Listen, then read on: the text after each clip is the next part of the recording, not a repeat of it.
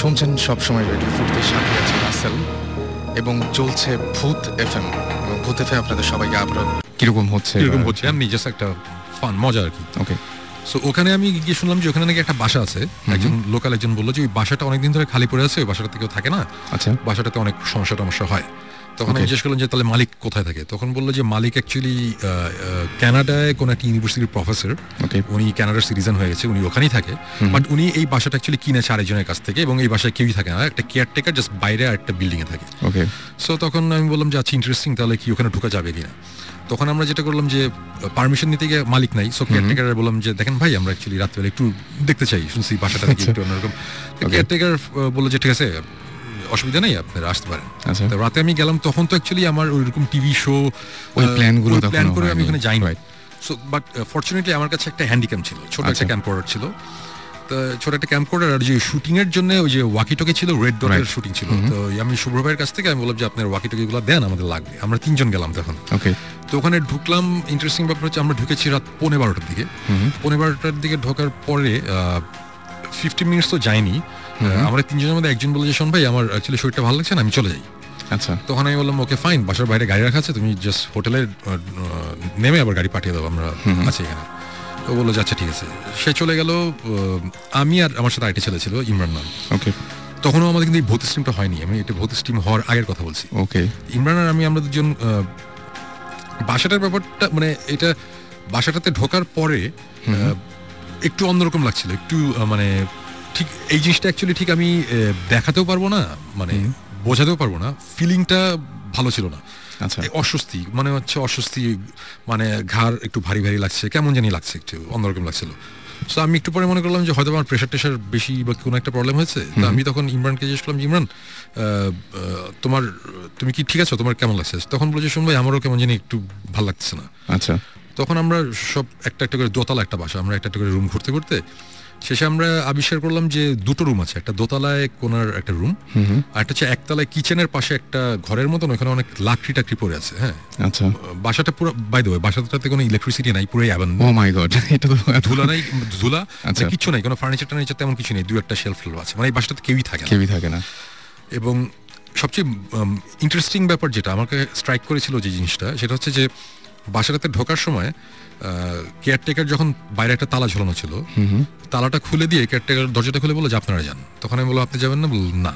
ওকে, so মানে caretaker ওই বাসাটা পাহারা দেয়, ওই পাশে একটা ছোট বিল্ডিং এর মধ্যে একটা সার্ভেন্ট কোয়ার্টার আছে, ওখানে সে থাকে, সে পর্যন্ত ওই বাসায় রাতে ঢুকে না, তার নাকি অনেক এক্সপিরিয়েন্স আছে। সো তখন থেকেই আমাদের মধ্যে একটা ইয়ে ছিল যে ব্যাপারটা কি একটু দেখি। সো আলটিমেটলি আমরা সব কয়টা রুম ঘুরতে ঘুরতে 2টো রুমে গিয়ে না বেশ অন্যরকম, মানে এটা ঠিক আমরা ঠিক বোঝাতে পারবো না, মানে গুজ বাম্প হচ্ছে খামাখাই, মানে কেমন জানি লাগছে। সো তখন আমি ইমরানকে বললাম, ইমরান এই 2টা রুম তো কেমন জানি লাগছে, একটা কাজ করি, তুমি একতলায় ওই রুমটাতে থাকো, আমি দোতলায় রুমটাতে থাকি। তো আমরা 2জন আলাদা হয়ে গেলাম, স্পিড আপ। সো সে নিচে, আমি উপরে ওয়াকিটকিতে কথা বলছি, হঠাৎ করে মনে হলো যে খুব উইয়ার্ড একটা নয়েজ পেলাম কোন একটা জায়গা থেকে, মানে এটা হচ্ছে অনেকটা বিড়াল কাঁদে না মানুষদের মতন করে, বাচ্চাদের মতন করে, ওটা ঠিক বিড়ালের কান্নার আওয়াজ ঠিক না, আওয়াজটা হচ্ছে ফর এন এক্সাম্পল, মানে আমি যদি এইভাবে বলি যে একটা বিড়াল কাঁদতে চাচ্ছে, কিন্তু কেউ যদি বিড়ালের গলাটা চাপতে ধরে রাখে, মানে তার আওয়াজটা আসতে চলে যাচ্ছে, মানে আটকে যাচ্ছে আর কি। জিনিসটা খুব উইয়ার্ড লেগেছে, এবং এই আওয়াজটা একতলায় ইমরান ছিল, সেও শুনেছে, আমি দোতলাতেও শুনেছি, একই আওয়াজ, এবং কিন্তু আওয়াজটা কিন্তু খুব ফেইন্ট একটা আওয়াজ। ইমরান উপরে আসতে বলে যে শুনবে আপনি কিছু শুনছেন? আমি বললাম যে হ্যাঁ আমি শুনছি। তা আমরা আশেপাশে রুম টুম ঘুরতে ঘুরতে হঠাৎ বললাম যে আবার আওয়াজটা পেলাম, তখন বুঝলাম আওয়াজটা ছাদ থেকে আসছে। আমরা দৌড়ে 2জন ছাদে গেলাম, ছাদে গিয়ে দেখলাম যে ছাদে কিছু নাই, নিচে ধূপ টাইপের একটা আওয়াজ হয়েছে। আমরা আবার নিচে আসলাম, নিচে এসে দেখলাম নিচে কিছু নাই। তারপরে আমি দোতলায় যে রুমটাতে ছিলাম, ওই রুমে একটা ক্লোজেট ছিল, দেয়ালের মধ্যে একটা আলমারি টাইপের দেয়ালের সাথে লাগানো ছিল, তো ওটা আমরা অনেক টেনে খোলার চেষ্টা করছিলাম, ওটা পারছিলাম না। ইন্টারেস্টিং ব্যাপার হচ্ছে আমরা যখন উপরে ছাদে গেলাম, ছাদ থেকে যখন নিচে আসলাম, এসে দেখলাম যে ওই দোতলার ওই রুমটার একটা পাল্লা অলরেডি ওপেন, খোলা। সো তখন আমার এক্সপ্লেনেশনটা হচ্ছে আমরা অনেক টানাটানি করেছি, বাসাটা অনেক পুরানো, ওটা তখন লুজ হয়ে গেছে, আমরা যখন উপরে গেছি তখন জিনিসটা খুলেছে। সো এটার সাথে ভৌতিক কিছু নাই, সো ব্যাপারটা এরকম। আচ্ছা, বাট এতটুকু আমি বলবো যে আমরা যতক্ষণ এই বাসার মধ্যে ছিলাম, আমাদের একটা সময় এসে বুঝলাম যে আমাদের মানে মাথা টাথা অনেক ভারী হয়ে যাচ্ছে, মানে এই জিনিসটা কখনই আমি বোঝাতে পারবো না যে ফিলিংটা কি, মানে অনেকটা জ্বর আসলে যেরকম লাগে ওইরকম একটু ওরকম লাগছিল। তারপরে একটা সময় আমরা ওখানে থাকতে থাকতে একটা সময় যেটা হলো যে আমি ওয়াকিটকিতে নিচে একতলায়, তখন ইমরান দোতলায়, আমি আমরা আলাদা হয়ে গেছি। ওয়াকিটকিতে ওকে বলছি, আচ্ছা তুমি তো কিচেনের পাশে দেখো, মানে পুরো ঘটনাটা ছিল এরকম যে তুমি তো কিচেনের পাশে অনেক খিদা লাগছে, দেখো তো ফ্রাইড চিকেন পাওয়া গিয়ে ফাইলিং করছি, জাস্ট মানে হালকা করার জন্য সিচুয়েশন, কজ একটু কেমন জানি লাগছিল। আমার কথাটা তখন শেষ হয় নাই, ঠিক আমার পায়ের পিছনে, এক হাত পিছনের দিকে হবে, মানে ফ্লোরের মধ্যে মনে হলো যে খুব জোরে, মানে ভয়ঙ্কর জোরে একটা আওয়াজ, মানে কেউ একটা কিছু দিয়ে ফ্লোরের মধ্যে খুব জোরে বাড়ি দিল। আচ্ছা, ঠাস করে একটা আওয়াজ, এবং আমি ডেফিনেটলি আমি ভয় পেয়েছি। আমি সাথে সাথে ঘুরেছি যে কি, এটা একটা অ্যাবান্ডেন্ট একটা বাসা, দোতলা একটা রুমের মধ্যে আমি আছি, এবং এই রুমে কিচ্ছু নাই, কোনো একটা ফার্নিচার নাই, হঠাৎ করে কিসের আওয়াজ।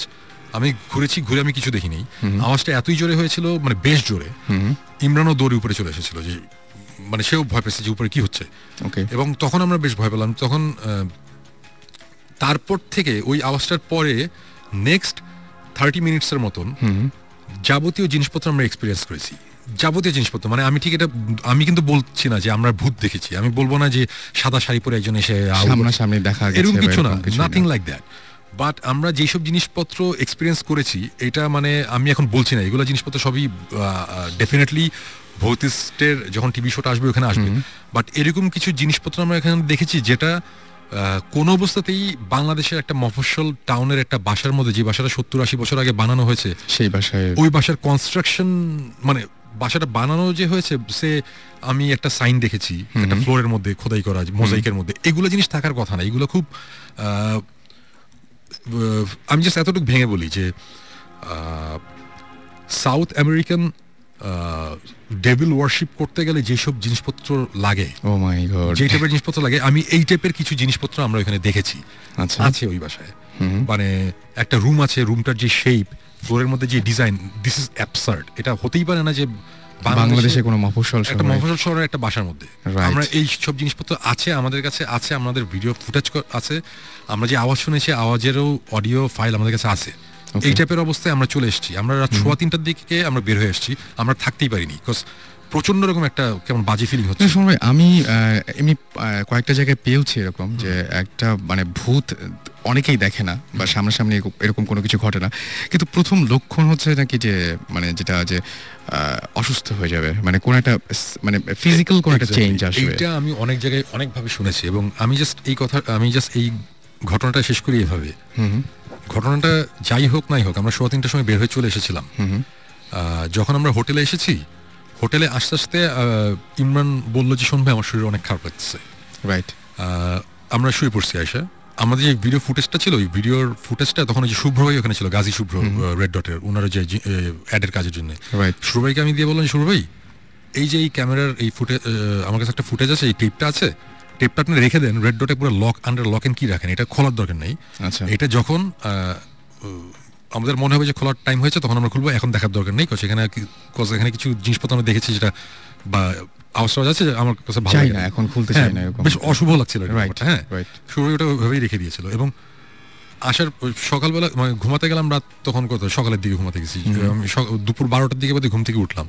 ওঠার পর ইমরানের, আমি বুঝলাম যে আমার অনেক জ্বর, আমার 102-এর মতন জ্বর ছিল, আর ইমরানের তখন অনেক জ্বর এবং সে বমি করছে কন্টিনিউয়াসলি। সো আমার কথা হচ্ছে যে হয়তো বা ওই বাসাটা অনেকদিন ধরে আটকানো, কোনো রকম গ্যাস বা কোনো জার্ম কিছু ছিল, এই জন্য হতে পারে, মানে আমরা বলছি না, কিন্তু আমি কিন্তু পার্সোনালি কোইন্সিডেন্সে বিশ্বাস করি না।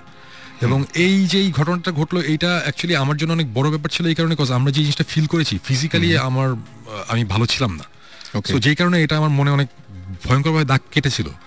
এবং গেস হোয়াট, আমরা ভৌতিক টিমটা আবার যখন ফর্ম করার পর প্রায় 1-1.5 বছর পরের কথা, ওই ফুটেজ আমরা নিয়ে বের করলাম আবার, আচ্ছা, দেখার জন্য। তা আমি তো এর আগে ফুটেজটা ওই যে জাস্ট ছোট ওই যে মোবাইলের মধ্যে ছোট ফাইল করে মোবাইলের মধ্যে দেখতাম, সো রেজলিউশনও ভালো ছিল না। যখন আমরা ওই টেপ থেকে, আমি একটু জাস্ট ইন্টারাপ্ট করি, শোন ভাই, ফুটেজ আমাদেরকে প্রথমে দেখাতে চাইনি। আচ্ছা, মানে তখন আমরা ভৌতিক টিম সবকিছু ছিল না, এই না সে না, ওনার শরীর একটু খারাপ ছিল for long time, so he was like, না এটা এখন দেখার দরকার নেই এসেই। কিন্তু উনি ওই ঘটনা কিছুটা আমাদের বলেছিলেন। আমি আর জিবরান অনেকদিন ধরে, শোন ভাই, উই ওয়ান্ট টু গো দেয়ার, আমরা যাবো, এসেই হি রিফিউজড।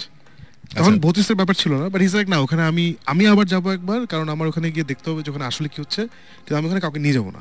ওকে, এই করতে করতে করতে ফাইনালি আমরা বলতে বলতে বলতে বলতে দেন উনি ফুটেজটা বের করলো আর কি।